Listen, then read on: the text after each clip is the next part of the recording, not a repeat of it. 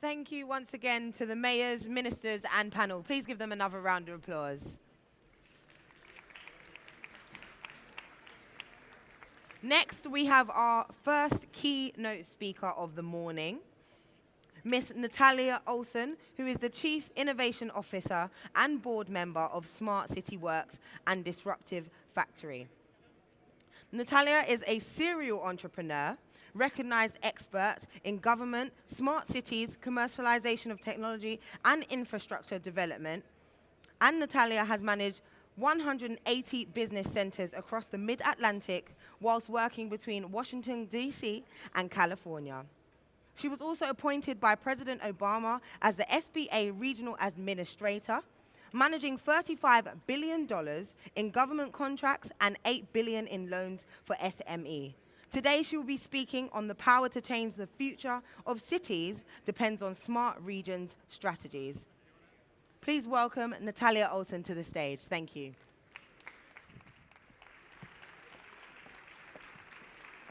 Good morning, Barcelona. Everyone had their coffee today? Su cafecito? Buenos días, Sao Shanghao, bonjour, buongiorno. Wonderful to be here today. I'm very excited about this Smart City Expo. It's my first time. And I know that we have amazing companies here. We have amazing governments. We have just amazing mayors and governors. And it's exciting to be able to be here today, to have a collaboration, to talk to each other. So I really want to thank the organizers. I want to thank all the staff who actually made this possible. And I really want to thank the governments as well as the large corporations that are having their expo out there. Please go ahead and take advantage of all of them coming together today, being able to look at a bigger vision for a bigger mission, which is to solve the problems that we have today in our cities. And we can only not think of just the cities. We have to think of the regions. We have to think of how between states and governments across the different countries are going to work together. Because we are actually facing a technological revolution. And sometimes the technology goes a lot faster than some of our policies. And we've seen that go over and over again. And today, I think that we need to figure out how we're going to reimagine, how we're going to transform, how we're going to deconstruct and reconstruct our cities. And we can't do that alone. We can never do anything alone. We have to figure out how our citizens, especially our citizens, because we all have wonderful ideas, but the most important thing are the people who actually live in these cities. How are we going to empower them? How are we going to create systems and ecosystems that are going for them to be able to not feel that they are disenfranchised or disadvantaged? So lots of stories out there. One of the things that I do want to make sure that we talk about today is that everyone talks about innovation. So I have an innovative idea. I think I'm going to change the world. But where do we start? As an entrepreneur, we start at the beginning. We start small. We start with the infrastructure of things. Infrastructure is not alone. Our mobility systems, our transportation systems, do not just end at the borders. They go on forever and ever, and they can actually be smarter. And by being smarter, we have to figure out that infrastructure. Today, mobility is something that we all are talking about. As I'm a city regional planner, that's my background, that's my education and profession. And when I talked about smart cities and transportation 20 years ago, it wasn't sexy. No one wanted to talk about transportation. And today, everyone wants to talk about, right, the sharing economy, figuring out how we are going to accommodate all our scooters and our wonderful systems of sharing, of car sharing, how we're going to accommodate growing systems of our motorcycles, for example. It is important for us to be able to look at policies. How are we going to create jobs of tomorrow? Because we have to think for the 21st century. We cannot think in the past anymore. We cannot think about what happened way long time ago. We have to start thinking of how we're going to work together with the business community. And like I said before, we start small. We start at the beginning. Every single business that you see out there today started in a garage or a dorm room or in a kitchen table. And they're all, at some point or another, did use or were actually helped out by a government, be it a business center. I manage 180 business centers where we actually gave counseling to small businesses for you to get started. Just that same way, I think we can actually help our cities and our regions. How do we start that way? Well, in order for us to step back, right? In order for us to look at how the governments can leverage this interaction, what we did when I worked for President Obama, we came into a recession, right? The worst recession that we had since the Great Depression.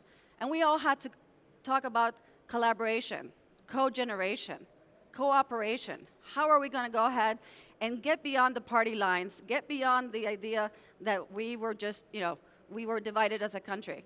We had to think of the greater good. So we increased our government spending. We actually made sure that the government bought from small businesses.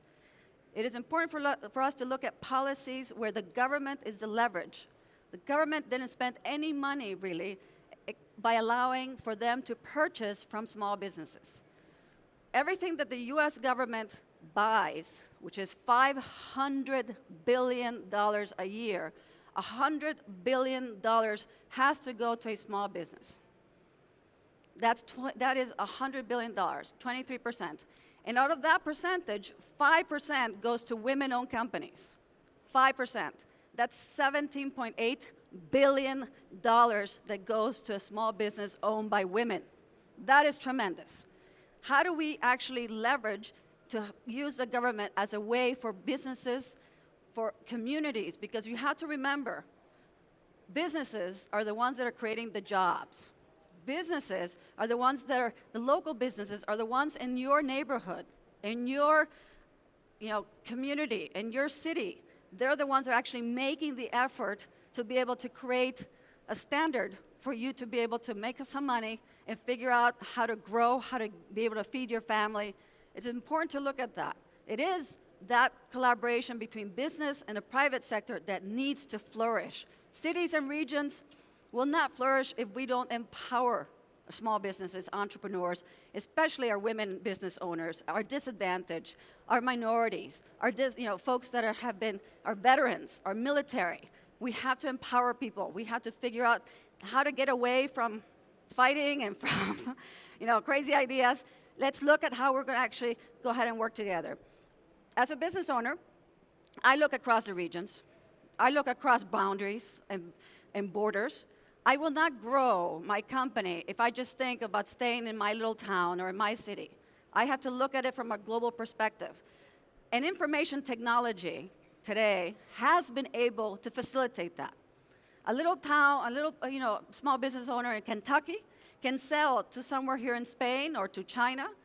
And we actually have been able to make technology a way for companies, for communities, for you all to be able to interchange ideas.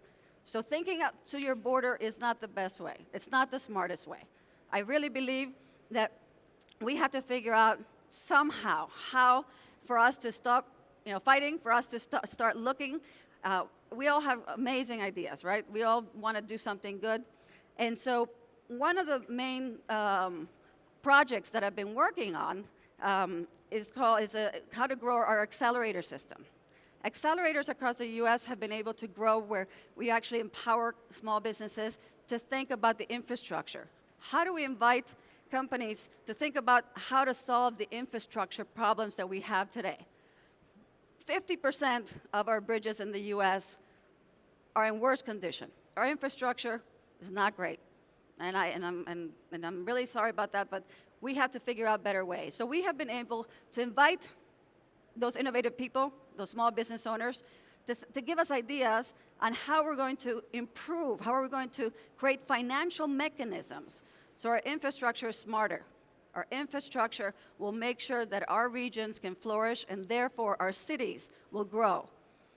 Let's think about ways that, again, accelerators, a very small little project. How do we grow those accelerators? How do we invite ideas?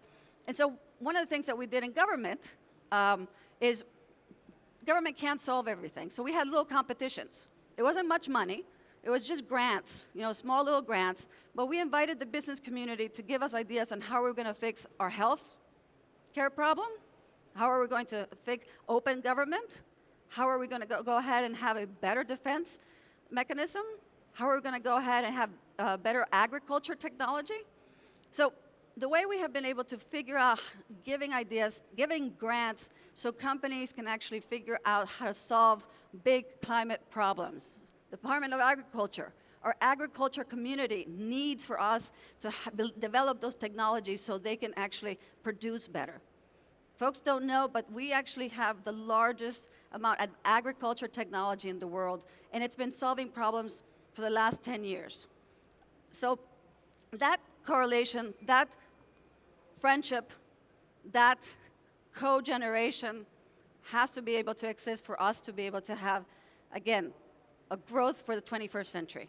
Think beyond the 21st century, think 22nd century, because we will need to be able to come together in order for us to be able to say for our grandchildren how we actually fix this today. We are part of a new revolution, and it's our technology that has been able to accommodate that. So I want to thank all of you. I'm open for questions. I know that we're running a little bit behind, but I have tons of answers. But I really just want to go ahead and have a dialogue if anyone has any questions. Yesterday, I participated in an amazing forum where we actually came together, did a charrette, gave ideas for this new think tank, which I think is going to be a tremendous effort in Catalonia, and I think that it's going to bring a lot of folks together. So we have a lot of new ideas that came up, so I'm open to questions. Again, thank you. Xie, gracias. Y en cualquier lenguaje que quieran preguntar, por favor. Estoy abierta.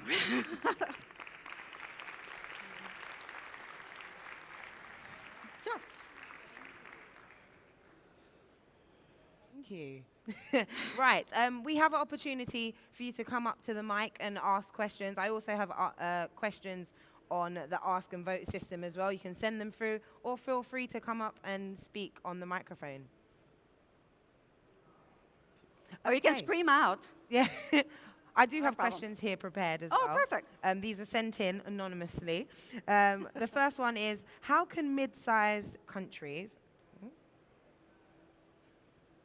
would help.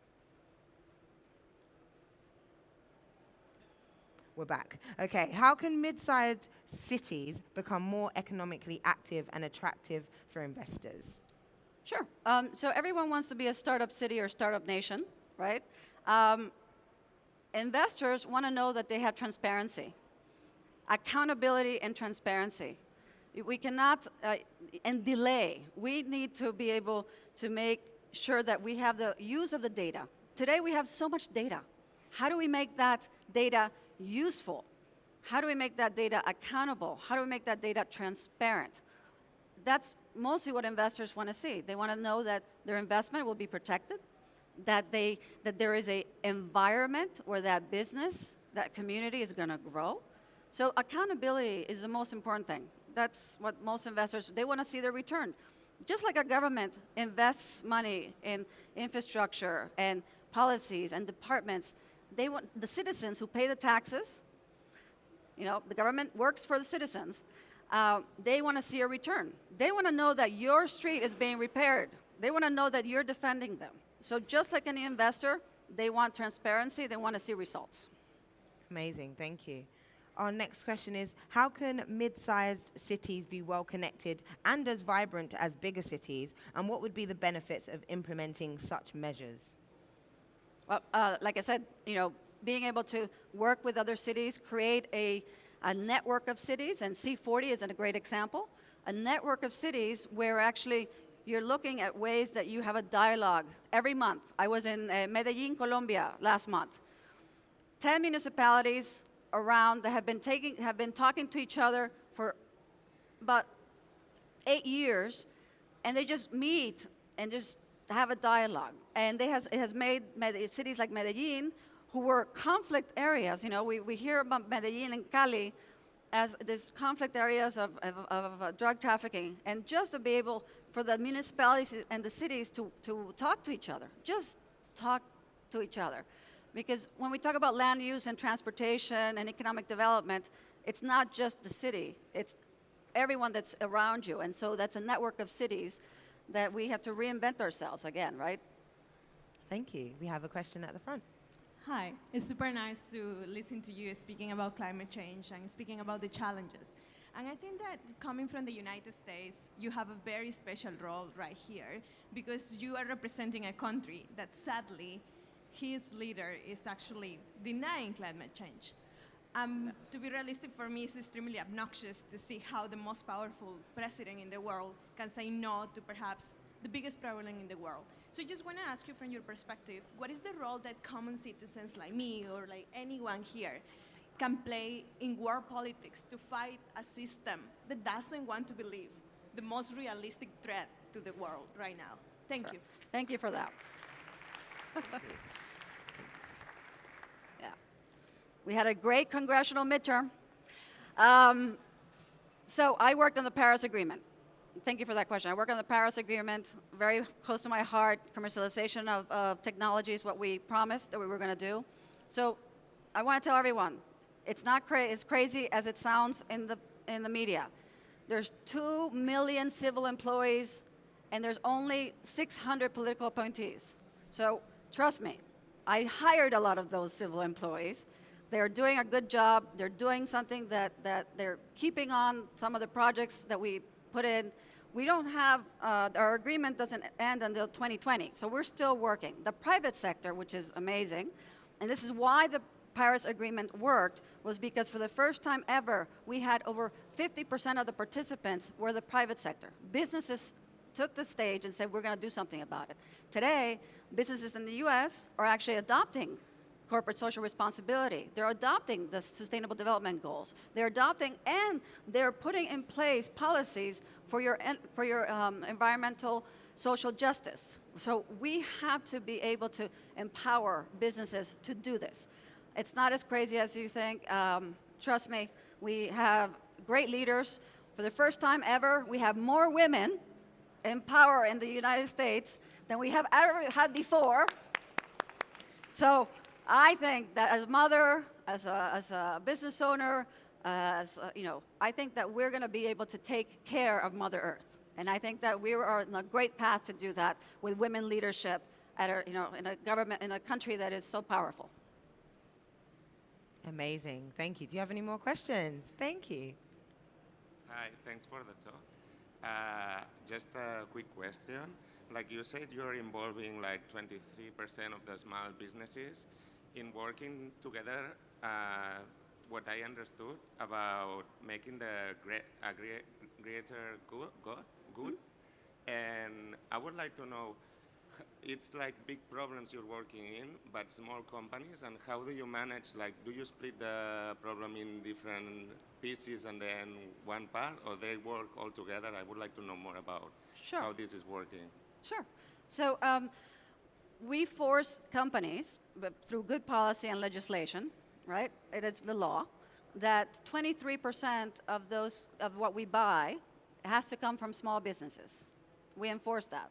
And then the large companies have a mentor program. So as you grow as a company and you want to sell for $1 billion, like Lockheed Martin or some are Intel or Cisco, if you want to sell, then you have to bring with you small businesses. You have to be part of that. Your team has to be small businesses. And within that has to be women-owned businesses and veteran-owned businesses. So you don't get the whole procurement. You don't get the $1 billion. So 23% of that is $230 million has to go to small businesses within your team. And that's legislation. We passed a law that said every business that wants to sell to the US government has to buy that. And how do they work together? How do they work together? Yeah. Well, we have a couple programs in the government where it actually helps you with a path, a small business who wants to sell, and we mentor them and train them how to join forces with big companies. And that's why my 180 development centers, that's what they did. They walked businesses so they can actually learn how to work with large corporations. Okay, thank you. Amazing. You're very welcome. Thank you. That's all we have time for, Not a problem. unfortunately. Please give a massive round of applause to Natalia Olson. Thank you so much. Thanks.